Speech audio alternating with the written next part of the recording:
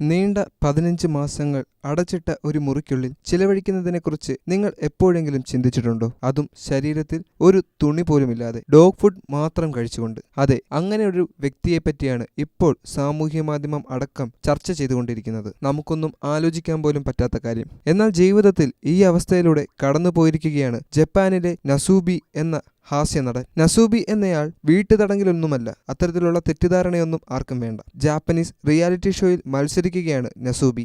1998 അരങ്ങേറിയ ഷോ 30 ലക്ഷം ആളുകളെ ആകർഷിക്കുകയും അന്താരാഷ്ട്ര ഹിറ്റായി മാറുകയും ചെയ്തു. ആളൊഴിഞ്ഞ ഒരു അപ്പാർട്ട്മെന്റിലായിരുന്നു നസൂബിയെ താമസിപ്പിച്ചിരുന്നത്. അടിയന്തര ആവശ്യങ്ങൾക്ക് പുറം ലോകവുമായി ബന്ധപ്പെടാൻ ഇയാളുടെ മുറിയിൽ ഒരു ഫോൺ മാത്രമാണ് ഉണ്ടായിരുന്നത്. ഇതിലേറ്റവും വിചിത്രമായ വസ്തുത, താനൊരു മത്സരത്തിൽ പങ്കെടുക്കുകയാണെന്നാണ് നസൂബി കരുതിയിരുന്നത്. അല്ലാതെ തന്റെ പ്രവർത്തനങ്ങൾ ഇത്രയധികം ആളുകൾ കണ്ടുകൊണ്ടിരിക്കുകയാണെന്ന് അയാൾ അറിഞ്ഞിരുന്നില്ല. ഈ സംഭവത്തിനു ശേഷം തനിക്ക് മാനസികമായി പല ബുദ്ധിമുട്ടുകളും തനിക്ക് അനുഭവപ്പെട്ടുവെന്ന് നസൂബി വെളിപ്പെടുത്തിയിരുന്നു. നിരവധി ഡോക്യുമെന്ററികളും സിനിമകളും ഇദ്ദേഹത്തിന്റെ ജീവിതകഥയെ ആസ്പദമാക്കി നടക്കുകയും ചെയ്തു. എല്ലാ സാമൂഹ്യ മാധ്യമങ്ങളിലും ഇദ്ദേഹത്തിന്റെ പേര് ഇപ്പോൾ വൈറലായിക്കൊണ്ടിരിക്കുകയാണ്. ബിഗ് ബോസ് പോലെയുള്ള വമ്പൻ റിയാലിറ്റി ഷോകൾ കേരളത്തിലടക്കം നടക്കുമ്പോൾ ഇത്തരത്തിലുള്ള വിചിത്രമായ റിയാലിറ്റി ഷോ ജാപ്പനീസിൽ മാത്രമേയാണ് നമുക്ക് കാണാൻ സാധിക്കുന്നത്. എന്നാൽ പോലും ഒരു റിയാലിറ്റി ഷോയുടെ പേരിൽ ഇത്തരത്തിലുള്ള റിസ്ക് ഉള്ള മത്സരങ്ങളിൽ ആരും മത്സരിക്കരുതെന്നാണ് എല്ലാവരുടെയും അഭിപ്രായം. അദ്ദേഹത്തിന്റെ ജീവന് വരെ ഭീഷണി നിലനിൽക്കുന്ന ഒരു സാഹചര്യത്തിൽ ഇത്തരത്തിലുള്ള ഒരു കടുത്ത നിലപാട്